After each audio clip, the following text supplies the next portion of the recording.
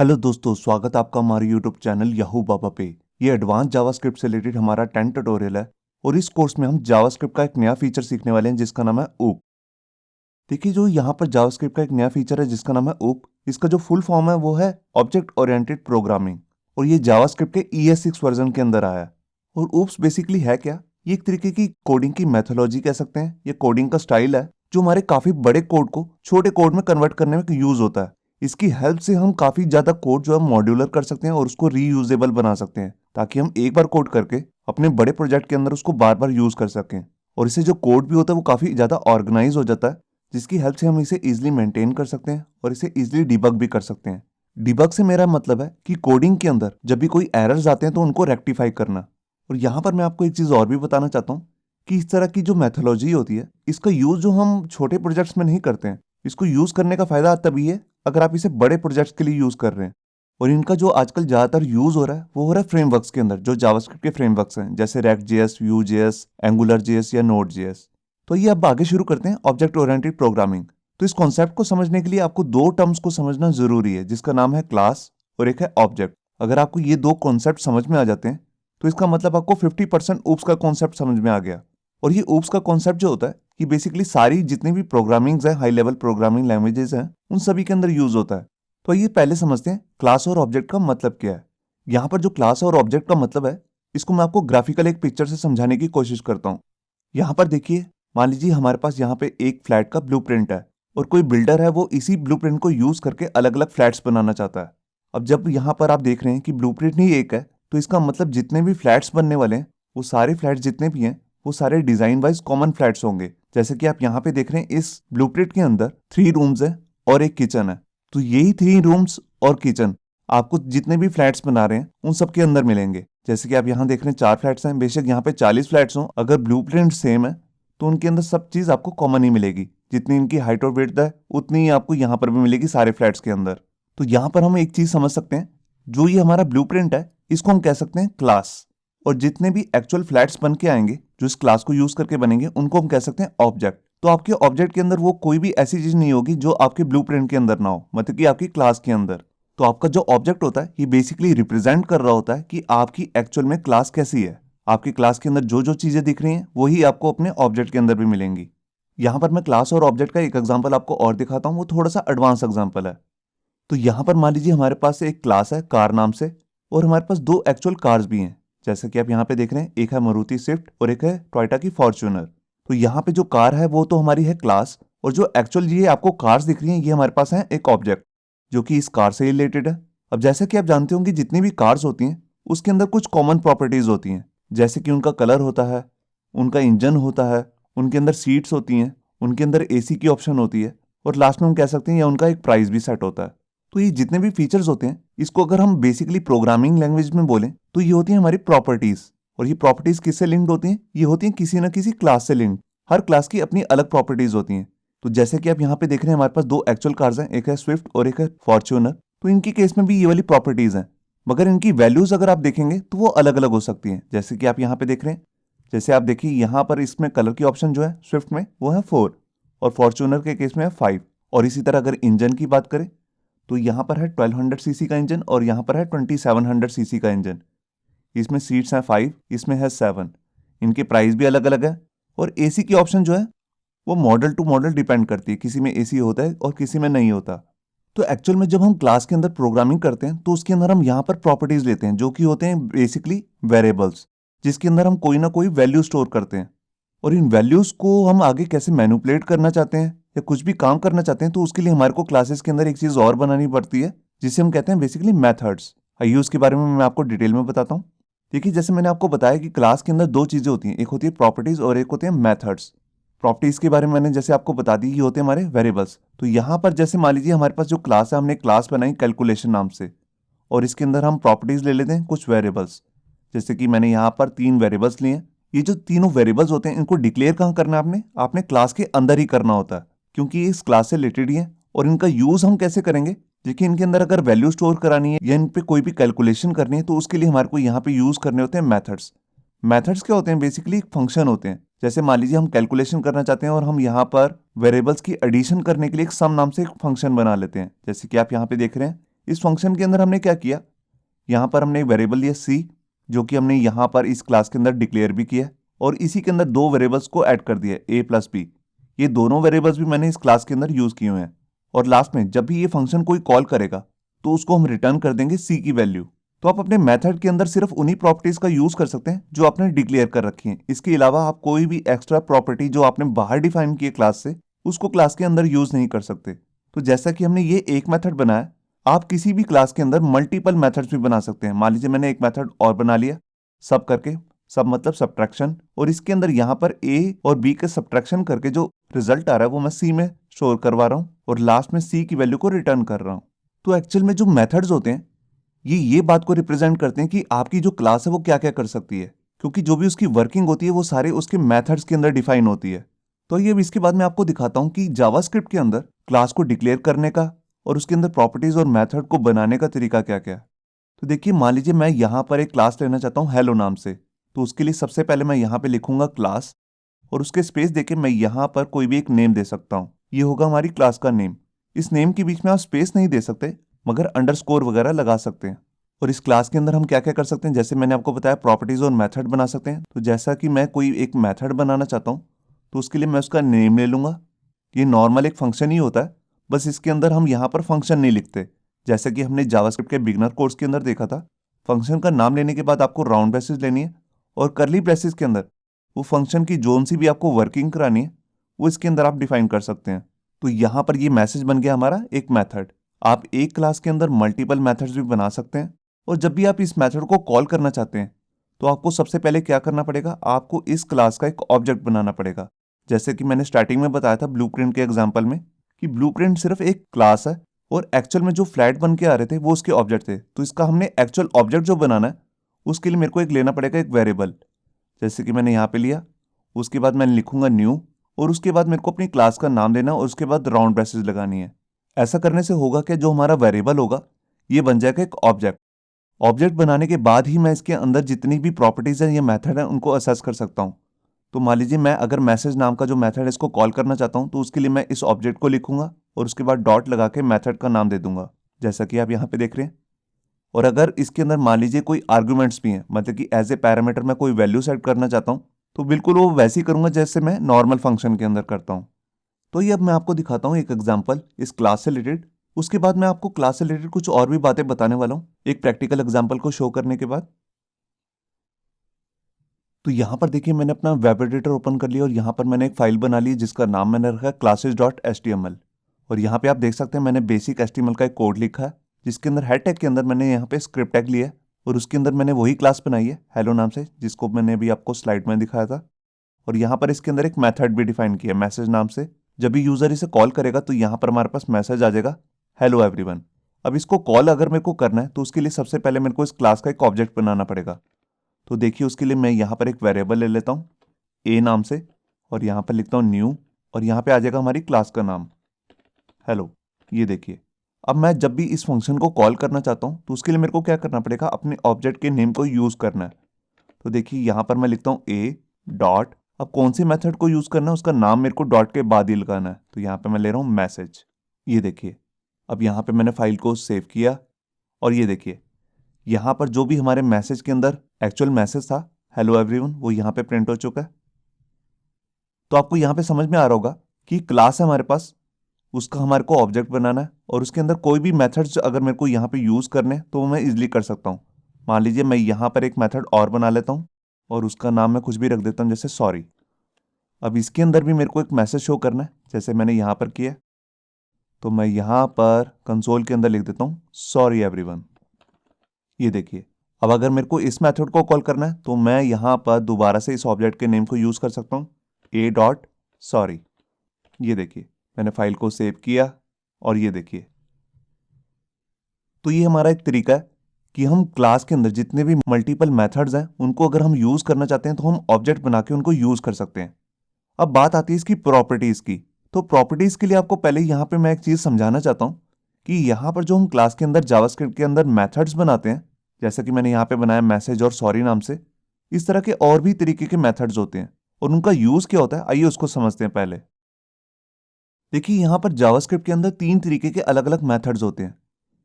सबसे पहले जो मेथड होता है वो होता है कंस्ट्रक्टर मेथड। कंस्ट्रक्टर मेथड को लिखने का जो तरीका होता है उसके लिए हम यहाँ पे सिंपल लिखते हैं कंस्ट्रक्टर और उसके बाद राउंड ब्रेसेस लगा देते हैं और उसके अंदर जो भी काम करना चाहते हैं वो कर सकते हैं। यहाँ पर बस आपको कोई भी नाम नहीं लेना अपना अलग से, जैसे कि मैंने यहाँ पर लिखा है, आपको सिर्फ यही लिखना है कंस्ट्रक्टर।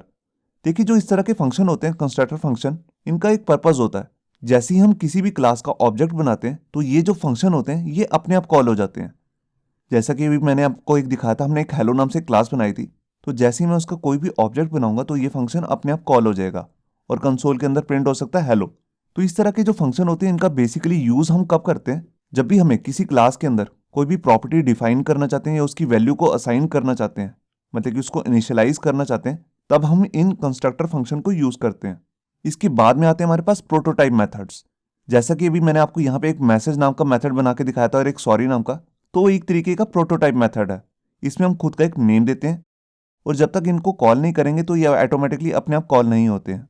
तो इनका यूज हम बेसिकली तब करते हैं जो भी हमने कंस्ट्रक्टर की हेल्प से किसी भी वेरिएबल को कोई वैल्यू असाइन की है तो उसकी कोई भी हम कैलकुलेशन करना चाहते हैं तो हम इन मेथड्स का यूज करते हैं। और लास्ट में आते हैं हमारे पास यहाँ पे स्टैटिक मेथड्स। स्टैटिक मेथड्स में क्या फर्क होता है, देखिए सबसे पहले आपको नेम में ही यहाँ दिख रहा होगा, यहाँ पे आपको एक चीज लिखनी होती है कीवर्ड स्टैटिक, और उसके बाद यहाँ पर आप कोई भी जो अपने मेथड को नेम देना चाहते हैं वो दे सकते हैं और इसके अंदर किसी भी तरीके का अगर आप काम करना चाहते हैं वो कर सकते हैं। देखिए जो ये मेथड होता है स्टैटिक मेथड, ये बाकी वाले जो दोनों मेथड्स होते हैं उनसे अलग कैसे होता है। जैसा कि आपने देखा था इस मैसेज वाले केस में हमें एक ऑब्जेक्ट बनाया था तब इसको हम कॉल कर पा रहे थे, मगर स्टैटिक मेथड के केस में हमें किसी ऑब्जेक्ट को बनाने की जरूरत नहीं होती, हम इसे सीधा से ही कॉल कर सकते हैं बिना ऑब्जेक्ट बनाए, मतलब कि बिना क्लास का ऑब्जेक्ट बनाए हम इस मेथड को यूज कर सकते हैं। तो ये मैं इन तीनों का अलग अलग से आपको प्रैक्टिकल करके दिखाता हूं कि इनका एक्चुअल में यूज होता कैसे है। तो देखिए मैं यहाँ पर अपने एडिटर में आ चुका हूँ और यहाँ पर मैंने एक क्लास बनाई है जिसका नाम मैंने रखा है स्टूडेंट, और इसका यहाँ पे आप देख सकते हैं मैंने एक ऑब्जेक्ट भी बनाया है ए नाम से। अब यहाँ पर मैं क्या करता हूँ, सबसे पहले मैं आपको दिखाता हूँ कंस्ट्रक्टर फंक्शन कैसे वर्क करता है। तो उसके लिए जस्ट आपको क्लास के अंदर जाके लिखना है कंस्ट्रक्टर और उसके बाद राउंड ब्रेसेस, और ये देखिए तो ये कंस्ट्रक्टर फंक्शन कैसे कॉल होगा। देखिए जैसे ही मैंने यहाँ पर एक ऑब्जेक्ट बनाया तो ये फंक्शन ऑटोमेटिकली कॉल हो जाएगा। अब जब भी ये कॉल होगा तो मैं चाहता हूँ कि यहाँ पर कंसोल में एक मैसेज आ जाए, और वो मैसेज क्या हो, जैसे मैं यहाँ पर लिख देता हूँ कंस्ट्रक्टर फंक्शन। ये देखिए तो यहाँ पर मैंने फाइल को सेव किया और ये देखिए यहाँ पर ये फंक्शन अपने आप कॉल हो चुका है। अब मान लीजिए मैं यहाँ पर इसी लाइन को डुप्लीकेट कर लेता हूँ और एक ऑब्जेक्ट और बना लेता हूँ इसी क्लास का, स्टूडेंट वाली क्लास का। तो यहाँ पर मैंने फाइल को सेव किया तो देखिए ऑटोमेटिकली यहाँ पर ये फंक्शन दो बार कॉल हो गया, एक बार ए के लिए और एक बार बी के लिए, क्योंकि ये दोनों अलग अलग ऑब्जेक्ट्स हैं। अब इसके बाद मैं आपको बताता हूँ कि हमने क्लास तो बनाई है और इसके अंदर मेथड भी बनाया है। अब इसके अंदर अगर हमने कोई यहाँ पर प्रॉपर्टी लेनी है और उसकी वैल्यू कैसे साइन करनी है उसको मैं आपको दिखाता हूँ कैसे करना है। तो देखिए उसके दो अलग अलग तरीके होते हैं। सबसे पहले मैं आपको बेसिक तरीका दिखाता हूँ। देखिए मैं यहाँ पर एक मेथड और बना लेता हूँ और उसका नाम रख देता हूँ हेलो। ये देखिए, और इसके अंदर यहाँ पर मैं क्या करने वाला हूँ, एक मैसेज को शो करने वाला हूँ। तो उसके लिए मैं कंसोल ले लेता हूँ और इसमें यूजर का एक नेम होगा उसको मेरे को सेट करना है। तो देखिए उसके लिए मैं यहाँ पर पहले एक वेरिएबल ले लेता हूँ। तो उसको वेरिएबल मेरे को लेना कहाँ पे है, जावास्क्रिप्ट के अंदर। देखिए जब भी मैं क्लास बनाऊंगा तो यहाँ पर जो कंस्ट्रक्टर फंक्शन होता है इसी के अंदर मेरे को डिफाइन करना है अपना प्रॉपर्टी का नेम, जो बेसिकली एक वेरिएबल ही होता है। तो देखिए मैं जैसे यहाँ पर ले रहा हूँ लेट, और वेरिएबल का नाम क्या है, जैसे मान लीजिए नेम। ये देखिए, और इसकी वैल्यू मेरे को कैसे साइन करनी है। तो देखिए मैं यहाँ पर क्लास के बाहर अगर इस वेरिएबल को असेस करना चाहता हूँ तो मैं यहाँ पर लिखूंगा ए डॉट और प्रॉपर्टी का नेम क्या है जिसका नाम है नेम, और इसके बाद मैं इसको एक वैल्यू दे देता हूँ। देखिए जैसे मैं यहाँ पर ले रहा हूँ याहू बाबा। तो बाहर मैंने इस क्लास का एक ऑब्जेक्ट बनाया और यहाँ पर मैंने इसकी प्रॉपर्टी को असेस कर लिया ऑब्जेक्ट की हेल्प से, और इसके अंदर इसकी एक वैल्यू भी असाइन कर दी। अब उसके बाद मैं चाहता हूँ कि जब भी मैं इस मेथड को कॉल करूँ जिसका नाम है फंक्शन, जो कि एक प्रोटोटाइप मेथड है, इसकी हेल्प से मैं इसको यहाँ पर डिस्प्ले करना चाहता हूँ। तो देखिए मैं यहाँ पर एक मैसेज के साथ इसे शो करता हूँ। मैं लिखता हूँ हेलो और इसमें स्पेस दे देता हूँ और साथ में मैं यहाँ पर अपना वेरिएबल का नेम लिख देता हूँ जिसका नाम है नेम। तो नेम मैं ऐसे भी लिख सकता हूँ, या इसका बेस्ट यूज जो होता है वो होता है इस तरीके से। यहाँ पर आप लिखेंगे दिस डॉट नेम। यहाँ पर दिस का क्या मतलब है, देखिए आप यहाँ पे बता रहे हैं कि इस क्लास के अंदर जो वेरिएबल डिफाइन है जिसका नाम है नेम, उसी को आपको यूज करना है। और ये नेम आपने डिफाइन कहाँ किया है, कंस्ट्रक्टर फंक्शन के अंदर। तो मैं इसको यूज कैसे कर रहा हूँ, देखिए जैसे मैं यहाँ पर मैंने यहाँ पर ऑब्जेक्ट बनाया इस क्लास का, तो ऑटोमेटिकली यहाँ पर इसको मिल जाएगा एक नेम नाम का एक वेरिएबल होगा, और इसके बाद जैसे ही मैं इस फंक्शन को कॉल करूँगा तो यहाँ पर ये हमारे को नेम को शो कर देगा इस मैसेज के साथ। तो यहाँ पर मैंने इसकी वैल्यू ऐसे सेट की है। ये एक बेसिक तरीका है। पहले मैं आपको इसको सेव करके ऐसे ही चेक कराता हूँ। तो यहाँ पे मैंने फाइल को सेव किया और यहाँ पे आप देख रहे हैं कि कंस्ट्रक्टर तो कॉल हो चुका है, मगर यहाँ पर मैंने इस फंक्शन को कॉल नहीं करके दिखाया आपको। तो उसके लिए मैं यहाँ पे क्या करता हूँ, a.hello, ये मैंने अपना मेथड कॉल कर लिया। तो यहाँ पे मैंने फाइल को सेव किया और ये देखिए यहाँ पर मैसेज आ गया हेलो याहू बाबा, जो कि हमने यहाँ पर नेम लिया था। तो जिस तरह से हमने यहाँ पर क्लास के बाहर ऑब्जेक्ट का नेम के साथ यूज करके यहाँ पर उसकी वैल्यू साइन की है, इसका एक शॉर्टकट वे भी आता है जो इससे ज़्यादा पॉपुलर है इस वाले वे से। तो उस केस में हम यहाँ पे क्या करते हैं, हम यहाँ पर कंस्ट्रक्टर के अंदर ही यहाँ पर एक वेरिएबल ले लेते हैं एज ए आर्ग्यूमेंट। देखिए जैसे मैं यहाँ पर ले रहा हूँ नेम, और यहाँ पर जो हमने वेरिएबल ली है इसके अंदर हम वैल्यू साइन कर देंगे इस वाले नेम की। तो मैं यहाँ पर ले लेता हूँ नेम। ये देखिए ये वाला नेम और ये वाला नेम दोनों अलग हैं। यहाँ पर इस वाले नेम का मतलब है कि जो हमने यहाँ पर एज ए आर्गूमेंट वैल्यू भेजी है, और जब भी यूज़र अब इस क्लास का कोई भी ऑब्जेक्ट बनाएगा तो उसको ये अलग से लाइन लिखने की ज़रूरत नहीं है, वो इसको सीधा यहाँ पर भी लिख सकता है कुछ इस तरीके से। अब ऐसा करने से क्या होगा, जैसे ही मैं इस क्लास का ऑब्जेक्ट बनाऊंगा तो ऑटोमेटिकली कंस्ट्रक्टर फंक्शन कॉल हो जाएगा और जो भी हमने यहाँ पर वैल्यू लिखी होगी वो एज ए आर्ग्यूमेंट यहाँ पर पास हो जाएगी इस नेम नाम के वेरिएबल के अंदर, जो हमने इसमें पास कर दी। और ये वाली वैल्यू मैंने इस वाले वेरिएबल के अंदर पास कर दी। मैं इसका नेम अलग ले लेता हूँ ताकि आपको कन्फ्यूज़न ना हो। तो मैं यहाँ पर लिख रहा हूँ स्टूडेंट नेम, और यहाँ पर जब भी मैं हेलो नाम का मेथड को कॉल करूँगा तो यहाँ पर मैं प्रिंट कर दूंगा स्टूडेंट नेम को। तो देखिए मैंने यहाँ पर फाइल को सेव किया, तो ये देखिए यहाँ पर कुछ गड़बड़ हुई है, यहाँ पर दिखा रहा है हेलो अनडिफाइंड। आप देख रहे हैं मतलब कि इसको स्टूडेंट नेम नहीं मिला है, यहाँ पर कुछ गड़बड़ है इस वाली लाइन में। यहाँ पर अच्छा हमें यहाँ पर लेट लिखने की जरूरत नहीं है, हम यहाँ पर लिखेंगे दिस डॉट स्टूडेंट नेम। देखिए यहाँ पर जो दिस है वो यहाँ पर रिप्रेजेंट कर रहा है इस वाले ऑब्जेक्ट को कि मैं ए की बात कर रहा हूँ। तो ए के केस में यहाँ पर जो स्टूडेंट नेम की जो वैल्यू सेट होगी वो आएगी यहाँ पर एज ए पैरामीटर में, तो वही हम यहाँ पर सेट कर देंगे और उसी को हम यहाँ पे शो कर रहे हैं। तो यहाँ पर मैंने दोबारा से फाइल को सेव किया और ये देखिए यहाँ पर करेक्ट आ गई वैल्यू हेलो याहू बाबा।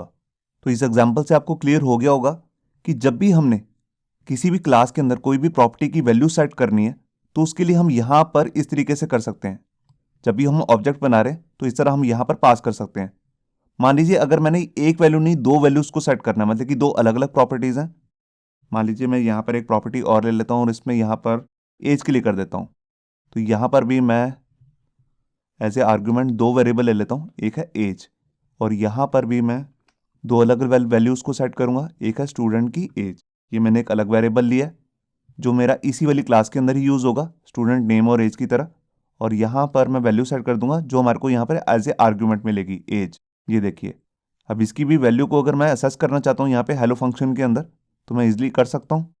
यहाँ पे मैंने प्लस लगाया और यहाँ पे लिख दिया योर एज इज, और यहाँ पे दिस डॉट स्टूडेंट एज। ये देखिए तो यहाँ पर भी मैं एक स्पेस दे देता हूँ। यहाँ पर मैंने फाइल को सेव किया और ये देखिए यहाँ पर मैसेज आ गया हेलो, जो नेम था Yahoo Baba, your age is यहाँ पे। तो आप देख रहे हैं कि अगर मैंने मल्टीपल प्रॉपर्टीज की वैल्यू सेट करनी हो तो उसको भी हम इस तरीके से सेट कर सकते हैं। बस आपको यहाँ पर वेरिएबल्स लेने होंगे और एज ए आर्ग्यूमेंट के लिए भी अलग अलग वेरिएबल लेने होंगे। और जैसा कि मैंने आपको बताया कि हम ES6 वर्जन बना रहे हैं तो यहाँ पर हमें प्लस लिखने की जरूरत नहीं है, हम यहाँ पर अपना टेम्पलेट स्ट्रिंग भी यूज़ कर सकते हैं। ये देखिए मैं उसको भी करके दिखा देता हूँ। यहाँ पर जस्ट मेरे को यहाँ पर बैकटिक का कोट लगाना है। ये देखिए एक बैकटिक स्टार्ट मैंने यहाँ पे कर लिया और यहाँ पे एंड कर लेता हूँ, और इसके बाद ये जितने भी मैंने प्लस और डबल कोट्स लगाए इन सबको मैं हटा लेता हूँ। ये देखिए अब इसके अंदर अगर मेरे को वेरिएबल की वैल्यू को प्रिंट कराना है तो यहाँ पर मैं इसको कर्ली ब्रेसेस के अंदर ले लेता हूँ और इससे पहले मैं यहाँ पर डॉलर का साइन देता हूँ कुछ इस तरीके से, बिल्कुल ऐसी सेम यहाँ कर लेता हूँ। ये देखिए तो यहाँ पे मैंने फाइल को सेव किया और ये देखिए यहाँ पर हमारा मैसेज आ गया हेलो याहू बाबा और यहाँ पे स्पेस आ गई। आप देख रहे हैं ये स्पेस ऑटोमेटिकली यहाँ पे आ गई। तो मैंने आपको स्टार्टिंग वाली वीडियोस में बताया था टेम्पलेट स्ट्रिंग की वीडियो में, अगर आप कंसोल के अंदर इस तरह टेम्पलेट स्ट्रिंग को प्रिंट करेंगे तो जो स्पेस आपने दी होगी वो यहाँ पर भी दिखती है। मगर अगर मैं इसको डॉक्यूमेंट में दिखाऊंगा तो वहां पर ये स्पेस नहीं आएगी। ये देखिए मैंने यहाँ पर लिखा ही कमांड डॉक्यूमेंट डॉट राइट, मैंने फाइल को सेव किया और ये देखिए मैं आपको जूम करके दिखाता हूँ। ये देखिए यहाँ पर आ गया hello Yahoo Baba your age is ये। तो जिस तरह आपने लिखा होगा इस तरह टेम्पलेट स्ट्रिंग भी आप इसमें कर सकते हैं अपने जो भी आप मेथड बना रहे हैं, प्रोटोटाइप मेथड्स। और लास्ट में आपको एक चीज़ और दिखा देता हूँ। यहाँ पर देखिए अभी हमने सिर्फ एक ही ऑब्जेक्ट बनाया, तो क्लास को बनाने का फ़ायदा क्या होता है कि हम इसके मल्टीपल ऑब्जेक्ट्स बना सकते हैं। तो देखिए मैं यहाँ पर एक ऑब्जेक्ट और बना लेता हूँ और यहाँ पर मैं लिख देता हूँ जैसे बी, और यहाँ पर इसका नेम चेंज कर देता हूँ। जैसे यहाँ पर लिख देता हूँ कुछ भी नेम राम कुमार, और इसकी एज भी डिफरेंट कर देता हूँ जैसे 22। अब देखिए अगर मेरे को इसको कॉल करना है, मतलब कि इसके हेलो फंक्शन को कॉल करना है, इसकी वैल्यू तो मैंने स्टार्टिंग में सेट कर दी कंस्ट्रक्टर फंक्शन को यूज़ करके। अगर मैं यहाँ पर इसकी वैल्यू को देखना चाहता हूँ तो यहाँ पर मैं सिंपली लिख सकता हूँ बी डॉट हेलो। ये देखिए तो यहाँ पर मैंने फाइल को सेव किया और ये देखिए यहाँ पर ये भी प्रिंट हो गया हेलो राम कुमार, और उससे पहले ये प्रिंट हो ही रहा है याहू बाबा वाला। और आपको यहाँ पर एक बात और भी क्लियर हो रही होगी कि आप देख रहे होंगे कि हमारा जो कोड है वो बार बार रीयूज हो रहा है, मतलब कि जो हमने क्लास के अंदर बनाया है। हमने जैसे एक ऑब्जेक्ट बनाया तो उसके लिए बार बार वेरिएबल्स नहीं लेने पड़े, जैसे यहाँ पर लिए हैं, फिर दोबारा से हमने राम कुमार के केस में नहीं लिए हैं, हमने उन्हीं वाले वेरिएबल्स को यूज़ कर लिया और उसी वाले मेथड को रीयूज कर लिया। तो आप देख रहे हैं कि कोड कितना छोटा हो चुका है और रीयूजेबल भी, इसको मेंटेन करना भी ईजी है। तो यही यूज़ है मेन जो नया फीचर आया है ES6 वर्जन के अंदर क्लासेस का, और यहाँ पर ऑब्जेक्ट। तो हमने दो मेन चीज़ें सीखी हैं, एक है क्लास और एक है ऑब्जेक्ट। और क्लास के अंदर अलग अलग हमने मेथड भी देखे हैं, एक है कंस्ट्रक्टर मेथड, एक है यहाँ पर प्रोटोटाइप मेथड जैसे हमने यहाँ पे बनाया हेलो नाम से। एक मेथड रह गया यहाँ पर, उसको कहते हैं स्टैटिक मेथड, उसका भी एग्जांपल मैं आपको यहीं दिखा देता हूँ। देखिए उसके इसमें आपको यहाँ पे क्या करना है, आपको लिखना है स्टैटिक और उसको एक नेम दे देना है। तो मैं यहाँ पर नेम ही ले रहा हूँ जैसे स्टैटिक मेथड। ये देखिए अब इसके अंदर मैं आपको सिंपल एक मैसेज प्रिंट करके दिखा देता हूँ कंसोल से ही। तो ये ऊपर वाली लाइन कॉपी कर रहा हूँ और यहाँ पे लिख देता हूँ स्टैटिक फंक्शन। ये देखिए, और जैसा कि मैंने आपको स्टार्टिंग में बताया था कि जो भी स्टैटिक मेथड होते हैं उसको आप ऑब्जेक्ट बना के कॉल नहीं कर सकते। मैं आपको करके दिखाता हूँ। देखिए जैसे मैं यहाँ पर लिख देता हूँ a डॉट स्टैटिक मेथड और यहाँ पर मैं फाइल को सेव करता हूँ। और ये देखिए यहाँ पर एक एरर मैसेज आ चुका है, आप देख रहे होंगे लाइन नंबर 28 पे आप देख रहे हैं यहाँ पे कह रहा है static method is not a function, मतलब कि ये इसको नॉर्मल फंक्शन की तरह ट्रीट नहीं कर रहा, मतलब कि एक प्रोटोटाइप फंक्शन की तरह। तो इसको कॉल कैसे करेंगे?